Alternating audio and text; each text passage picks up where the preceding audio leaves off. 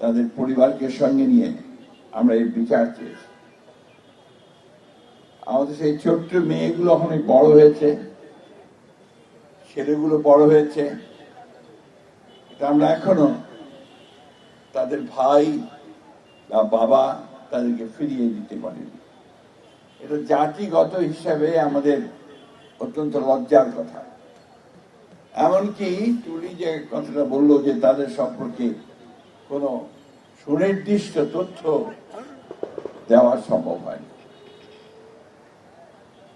আমাদের প্রত্যাশা ছিল যে এই পরিবর্তনের পরে আমাদের এই ছাত্র জনতার অভ্যুত্থানের পরে যে পরিবর্তন এসছে, সেই পরিবর্তনে অন্তত এই ছেলেদের খোঁজ আমরা পাব। কিন্তু আমরা দেখেছি যে দুর্ভাগ্যক্রমে এই মেয়েটি আমার যে পাশে দাঁড়িয়ে আছে যদি সে দাঁড়িয়ে দাঁড়িয়ে ঘুরেছে, আজকে নয়, কয়েক বছর ধরে নয়, কয়েক বছর ধরে, প্রায় এক যুগ ধরে আমরা আমাদের সিনিয়র লয়ারদের নিয়ে আন্তর্জাতিকভাবে যারা কাজ করেন তাদেরকে সঙ্গে নিয়ে কিভাবে আন্তর্জাতিকভাবে বিষয়টাকে তুলে ধরা যায় তার জন্য চেষ্টা করেছি। আমাদের তুলি গেছে জেনেভা পর্যন্ত, সেই ইউনাইটেড নেশনস এর যে হিউম্যান রাইটস কমিশন সেখানে গেছে, সেখানে গিয়ে তুলে ধরেছে বিষয়গুলো। কিন্তু আমরা ঠিক কোথাও থেকে সেই সদুত্তর বা কোনো একটা ভালো সুরাহা খুঁজে পাইনি। প্রিয় ভাই বোনেরা, একটা বড় বিজয় আমাদের অর্জন হয়েছে। একটা ভয়াবহ দানব আমাদের বুকের উপর থেকে সরিয়ে দিতে আমাদের তরুণেরা, আমাদের ছাত্ররা, আমাদের রাজনৈতিক দলের নেতৃবৃন্দ তারা সক্ষম হয়েছে। কিন্তু যে বিষয়গুলো আমাদেরকে প্রতি পদে পদে এখনো ব্যথা দিচ্ছে, কষ্ট দিচ্ছে, সেগুলো কিন্তু আমরা এখনো সমাধান করতে পারিনি।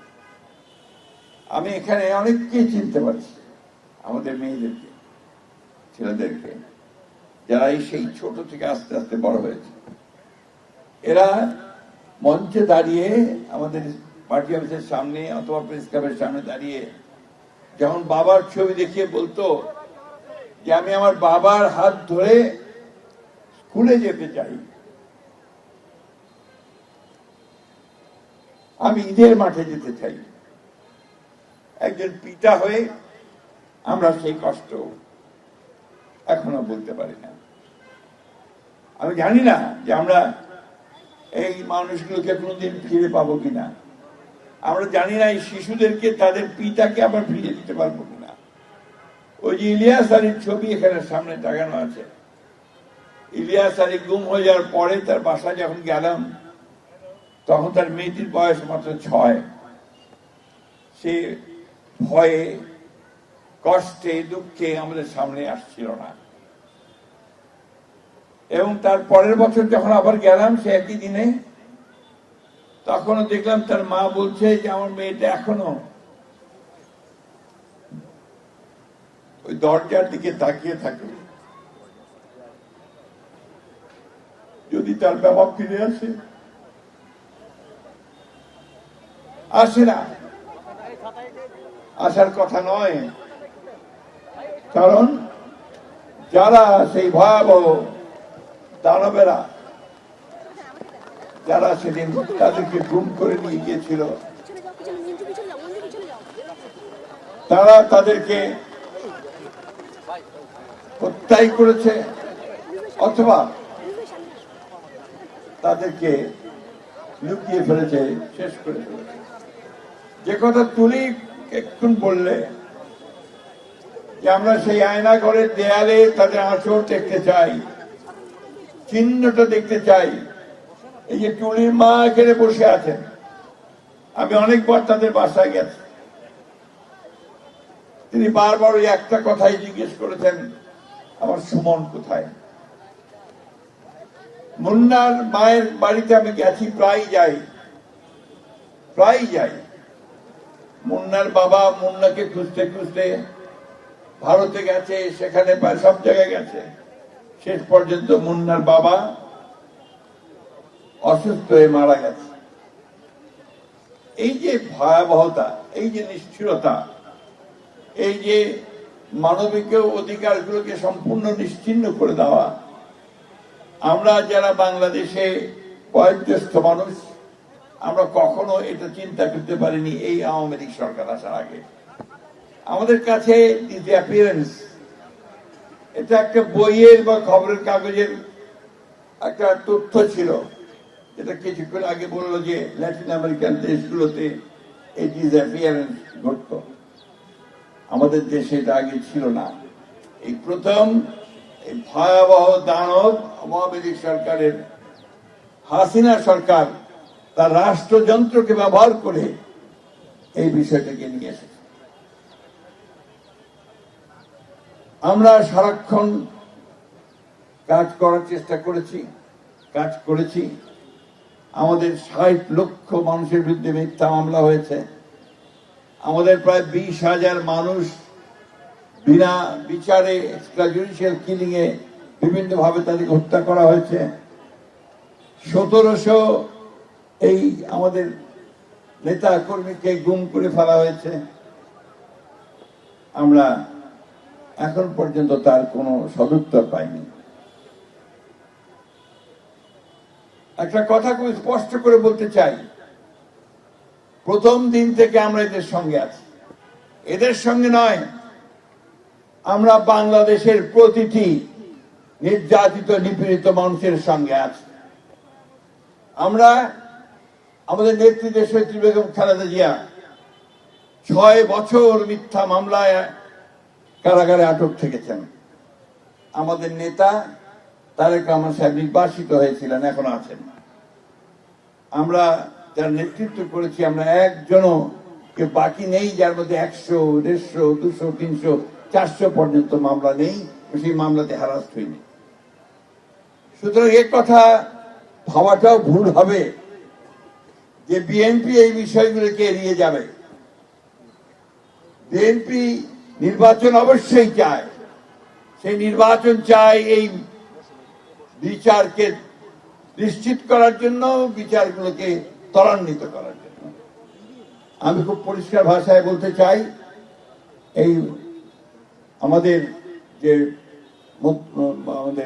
ইন্টারিম যে গভর্নমেন্ট, অন্তর্বর্তী যে সরকার, তারা সম্পূর্ণ ব্যর্থ হয়েছে এই গুম কমিশনকে পাবলিক নিয়ে আসার, পাবলিক শুনানি করার।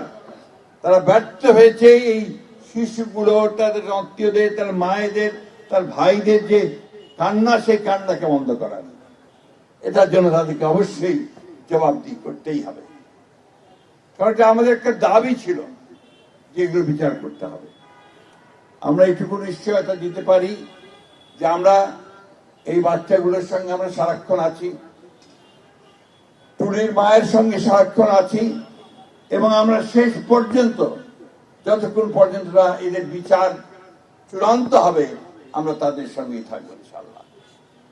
আমি আবারও আমাদের সাইনজিদা তুলিকে আন্তরিকভাবে ধন্যবাদ এবং কৃতজ্ঞতা জানাতে চাই যে একটা মেয়ে তার নিজের চেষ্টায় সকলকে একত্রিত করে, যখনই আমরা একসাথে চেষ্টা করেছি, তুলিকে বলেছি, তুলি সবাইকে নিয়ে এসেছে এবং এটাকে সেই জনসমক্ষে তুলে ধরা, বিশ্বের সামনে তুলে ধরা, এ ব্যাপারে তার ভূমিকা আমরা কারোর সঙ্গে তুলনা করতে পারবো না।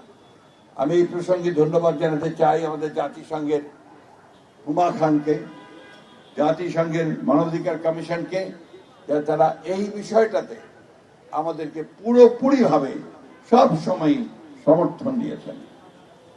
আমি আজকে এই প্রত্যাশা করব যে আমাদের এই শিশুগুলো যারা পিতা হারিয়েছে, বোনেরা যারা ভাই হারিয়েছে, মায়েরা যারা সন্তান হারিয়েছে, তাদের সম্পর্কে সম্পূর্ণ তথ্য এই সরকার চেষ্টা করবে বের করে নিয়ে আসার।